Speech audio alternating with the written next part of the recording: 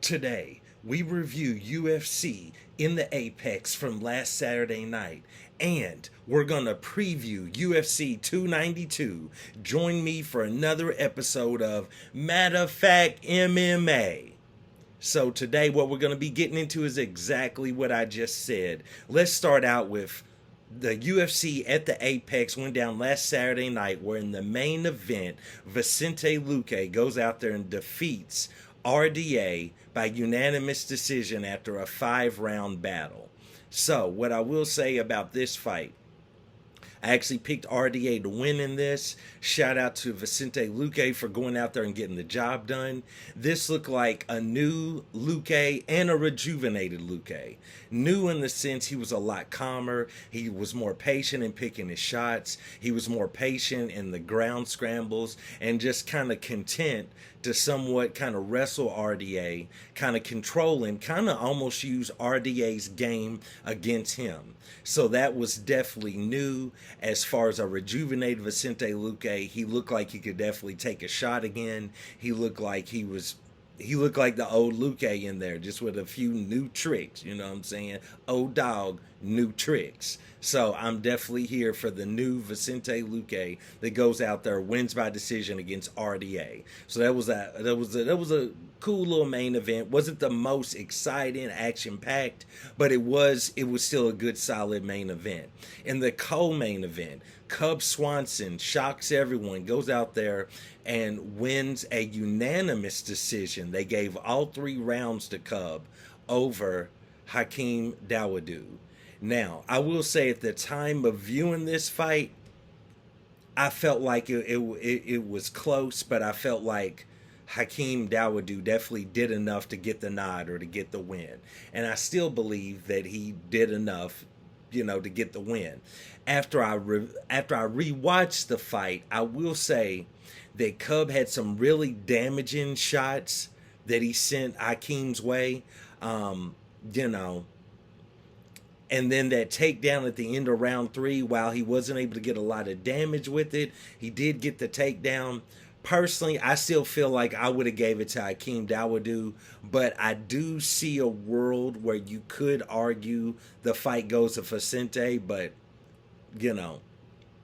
personally, I feel like Hakeem Dawodu took that fight, so that's just what that is. I'm not saying it was a robbery, but I do feel like Hakeem Dawodu did enough to get the nod. Nevertheless, let's move on as I check my Nizzos. Nevertheless, moving on. I also want to mention Khalil Roundtree Jr. goes out there and knocks out Chris Dawkins. This was something, we all seen coming. I don't really know where the Dawkins boys, the brothers, go from here, but bro, I don't know if he's going to go back to being a cop, patrolling on the force, or what he's going to do, but I just don't think that this is working out for him in the UFC when I'm speaking about Chris Dawkins. So I don't know if he's going to have the opportunity to go to the PFL, Bellator/PFL. I don't know if they buy in Bellator. I don't know what he's going to do, but I think it's time for Chris Dawkins to go ahead and see his way out the door. No disrespect, and just go ahead and Try your hand at the PFL. Try to win that $1 million tournament. See what you can do, brother. Because in the UFC, it ain't happening. Khalil Roundtree, shout out to him. Goes out there, gets a tremendous knockout. Khalil Roundtree looked very poised, very patient. Picked his shots and got him out of there in the first round. And he won the Performance of the Night bonus, as well as Marcus McGee and Yasmin Lucinda. I'm sorry if I mispronounced your name. Both of them also get Performance of the Night. Marcus McGee went in there and made short work of JP Bays. Knocked him out like almost with a glancing shot. Knocked him out. JP Bays is still kind of standing for a second. Marcus McGee makes his way around him as he topples to the ground and chose not to do those career-ending devastating shots because Lord knows, at this point, if JP Bates takes one more shot, it's career ending, you know what I'm saying? So, shout out to Marcus McGee, gets that Performance of the Night bonus. Shout out to Yasmin Lucinda. She does her thing as well against Paulie Viviana. Viviani, I don't know, I'm probably mispronouncing that name. Nevertheless, Good fights that night. Let's move on. Let's get into UFC 292 that goes down this Saturday night in Boston, where in the main event, Aljamain Sterling is stepping in there to defend his Bantamweight Championship against Sean O'Malley. So when I look at this fight, I'm going to have to go along with Aljamain Sterling. I just can't safely pick Sean O'Malley to win. I see a world where maybe Sean, just maybe, catches Aljo slipping for a second, catches him with one of those solid right hands, straight right. Maybe he drops Aljo, but honestly, Aljo, I don't, I'm not a huge fan of the guy, personally, but as far as a talent in there, as far as being a bantamweight champion, one of the best of all time in that division. It just is what it is. I can't really pick against Aljo. The wrestling, the grappling is top tier. The mental warfare in the cage, as far as just continuing to grapple, not worrying about the fans booing, not worried about any of that. Aljo goes in there, he stays focused, he stays poised, he implements his game plan. So, I got to pick him. Although, personally, I would like to see Sean O'Malley win. I'm not a big Sean O'Malley fan. But just to shake up the division and avoid the inevitable, if Aljo wins, he drops the belt to move up to 145. I wouldn't mind seeing Sean O'Malley win. But I got to go along with Aljo in this scenario to defend the Bantamweight Championship. Moving on. In the co-main event, we got Zhang Wei Li stepping in there against Amanda Lemos. Bro, I got to go along with Zhang Wei Li. Zhang Wei Li, I've been a fan of her since I saw that promo where she was like, remember me, Zhang Wei Li. I mean, bro, she's an outstanding fighter. You can tell this is a mixed martial artist that dedicates everything, her whole life to this. It's just amazing to see how much she's accomplished. Now she's a two-time champion. And, it's just outstanding to see. And I feel like after doing that fight camp with Henry Cejudo and, and the coach, Coach Captain America, after seeing that and seeing the way she implements wrestling and grappling, because she was already a tank. She was already strong. She picked up Francis Ngannou. Let's pause this video real quick and let's fly back. Let's throw back to when Zhang Wei Li picked up Francis Ngannou, just scooped him up, and it didn't really seem like it was that hard for her. I ain't saying she wasn't straining. It's Big Francis, Big Frank the Tank, but she picked him up. So this is a strong woman. The grappling and the wrestling, I think, solidified for me just her taking it to the next level, because she was already a tremendous striker, tremendous cardio, same thing, good stamina. But dude, when she added in that extra wrinkle of the grappling and the wrestling and the way she can just control these women on the ground, there it is. So I got to pick Zhang Wei Li to defend her strawweight championship against Amanda Lemos. Let's keep it moving as I check my Nizzodes. We also have on this card, let's see. Ian Machado Gary steps in there against Neil Magny. There was a point in time where it was hard to pick against Neil Magny, and even though he would lose certain fights, it was still hard to pick against him because he was just pretty well-rounded. And a lot of the time that length and that grappling would just do a lot of fighters in that I felt like were better than Neil Magny, but his particular skill set was just so unique and so proficient that it was just like, bro, Neil Magny gonna get another one. But I kind of feel like that tide is turning. I feel like that ship may have sailed on Neil Magny over his recent last 3 or 4 fights, which he hasn't lost his last 3 or 4 fights, but he lost recently, but I kind of had a feeling that I don't know if this is the same Neil Magny. So I got to go along with Ian Machado Gary because, Ian Machado Gary's an interesting fighter in the sense that he had so much hype going for him coming in that you almost kind of wrote him off like a Patty Pimblett. Like he was just like, bro, I mean, I know y'all all behind Ian, but I mean, dude, I know y'all behind Ian Gary, but it's like I don't really see it. I don't really know if he's gonna live up to the hype. What we didn't know the entire time is this is a different animal, a different beast than Patty Pimblett. This dude is learning. You know what I'm saying? This dude is in the gym. He's learning. He's perfecting his craft. So I think it really sets him apart from a Patty Pimblett, you know. And that's how we were going to kind of label him, but he's not that. So I'm not saying he's the next big thing or anything like that, but he's definitely a prospect that is well on his way to crossing over past being a prospect. You know what I'm saying? So I got to go along with Ian Machado Gary in that fight. I think he's going to get Neil Magny out of there. Let's move on. Next one, we got this was supposed to be Marlon Vera versus Henry Cejudo. Henry Cejudo, I believe, had an injury of some sort. He had to pull out. So we got Marlon Vera stepping in there with Pedro Munoz. I'm going to just say straight up, this is a hard one to call. I'm a huge Marlon Vera fan, but Pedro Munoz's skill set is so elite. He does everything. He has a mixture of a little bit of everything. And he's not the best at everything, but he's good enough. Good enough, and I'm not trying to degrade him. I mean good enough in the most elite way at all of these skills. He's a good grappler. He's a good wrestler. He has good striking, and he's got a chin. He can take a shot, and he's got pretty good fight IQ. So, with all of that being said, it's hard to pick against Chito Vera because Chito Vera has a different skill set. And also, Chito, if y'all didn't know this was coming, he got that dog in him.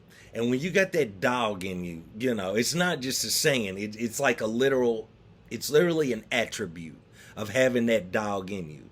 Because so many fights Marlon Vera would be in against other fighters that you felt like their skill set was superior to his. But Marlon Vera knows how to hang around in a fight, not get knocked out, not get submitted, and just hang around and keep going, keep chipping away till finally he lands that hard shot, that hard punch, or that random high kick that wobbles somebody or knocks them out, you know, via Dominic Cruz, or it wobbles him enough where he can go in for the TKO finish, or he lands that nerve, that perennial nerve kick on Sean O'Malley, deadens his leg and gets him out of there.